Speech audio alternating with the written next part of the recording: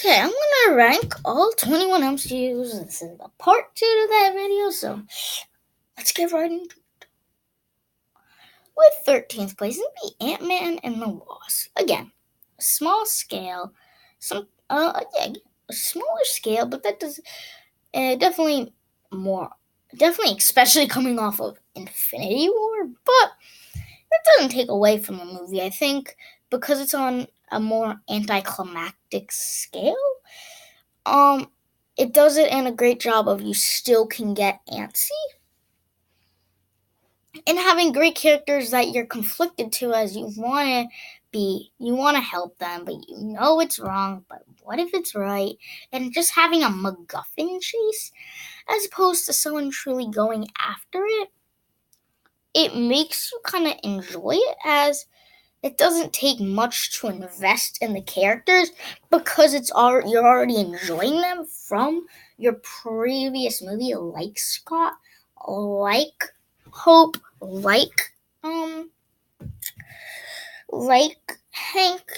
and introducing a plot point that you're intrigued by because it was teased in the first movie, and seeing Ant-Man and Wasp work together, and seeing Coast as kind of like that villain, but she's not. She doesn't have bad intentions, and then introducing these like side villains who bring a great mix. It kind of makes it kind of this enjoyable and fun movie, while not being as great and as exciting as some other MCU films.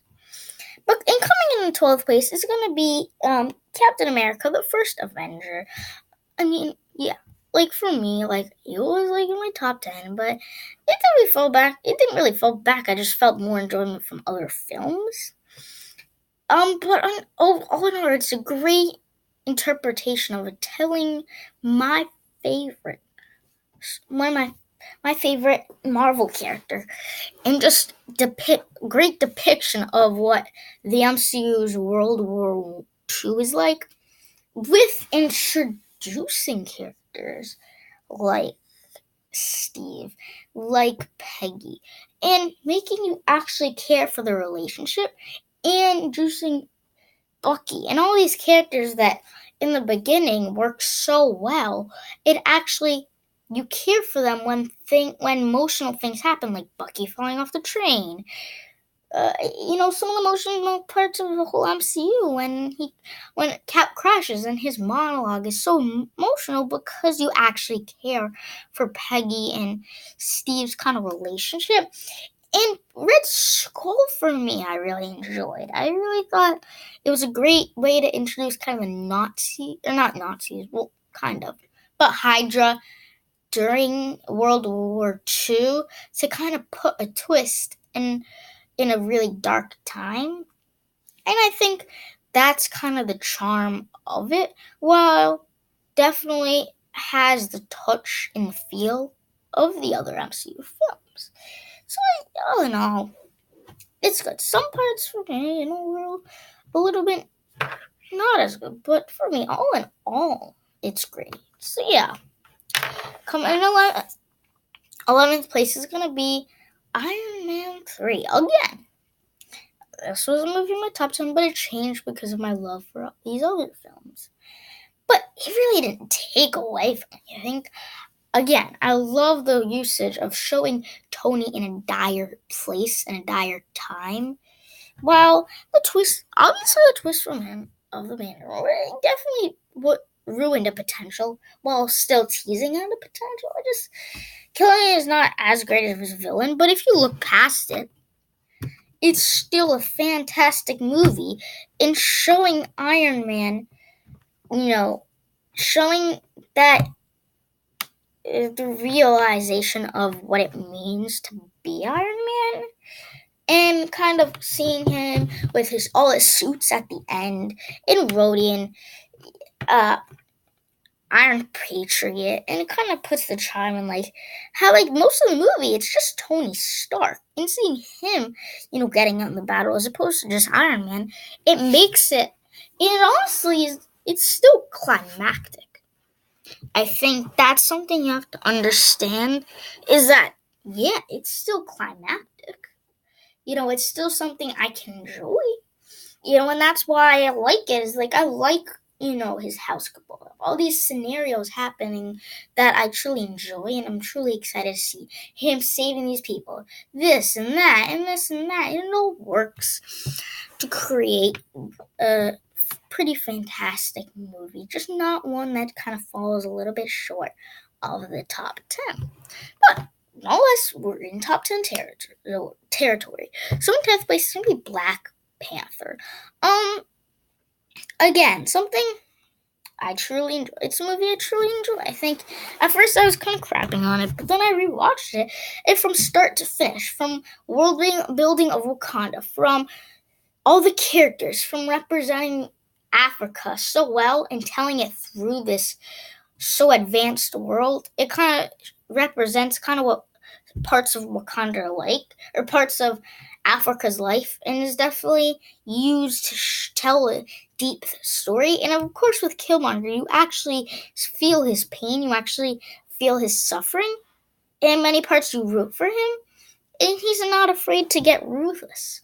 And I just think his power, building up Wakanda, all these characters, like these side characters, almost have just as big.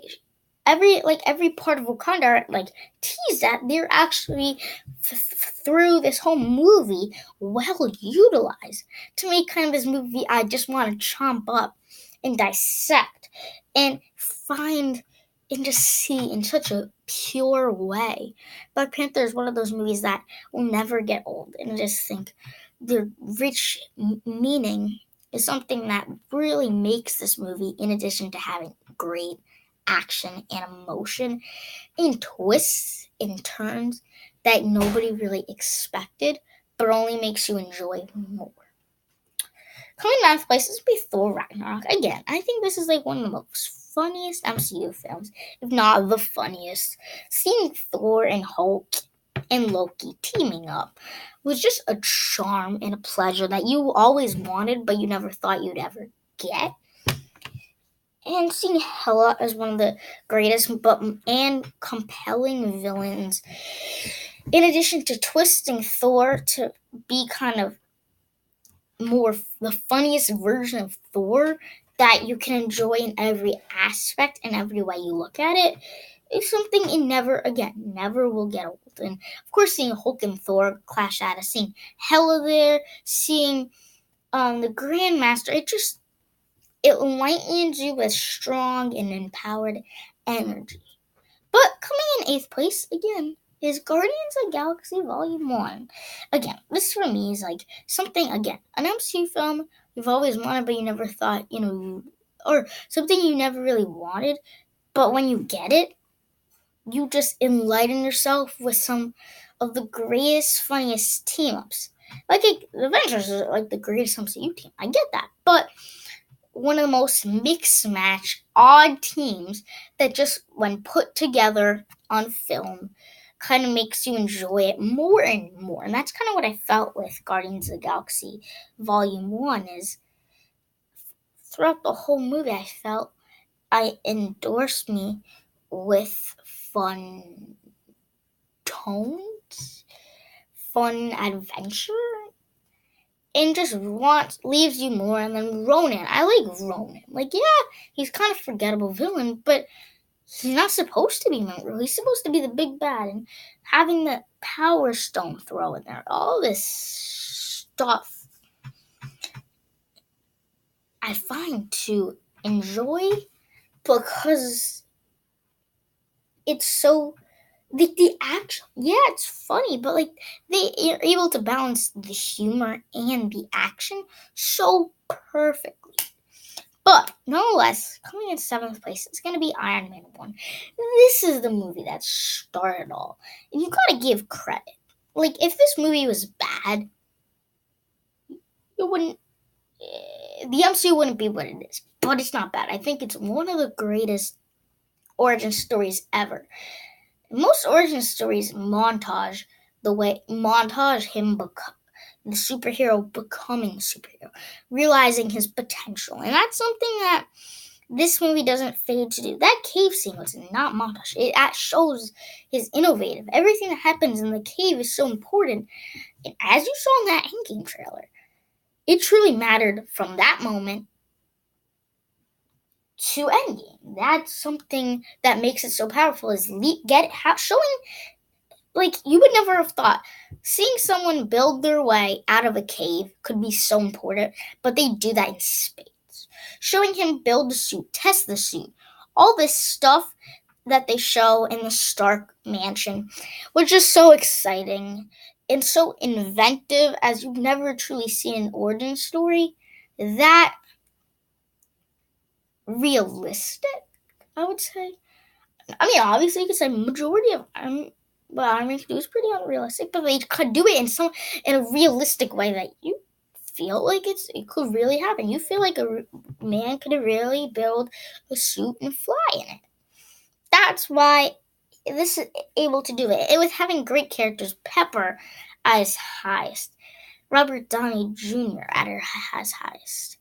All these characters, Obadiah Stane, and having Jeff Bridges beat him, and of course having the twist that he's going to be the villain and showing, real and making it more realistic by actually setting it in a war zone. So it kind of is like one of those things where you can enjoy it, and I did enjoy it. So now I'm just ready to see what else is going to happen, going forward in the MCU. But coming in sixth place is going to be Spider-Man Homecoming. It blew me away how realistic it is, as it truly, you can relate to it because it truly is a student who gets lucky enough to have powers. But what interesting is that it doesn't mean, he can skip school, he's the smartest kid, he's good at school. No, it actually has that tone of, it's truly, you're looking through a world who's a superhero through a high school's eyes, which is always what Spider-Man is, but it never truly felt like it was represented in any of the movie. Then you get to this one, and you have a blast with introducing all these characters, having Iron Man sprinkled in, Michael Keaton doing an awesome Vulture, that car scene, just a single conversation. It works in so many different ways. The action, the great utilization of Spider-Man's powers, all of that makes for an awesome movie. So top 5 MCU films will come to you later.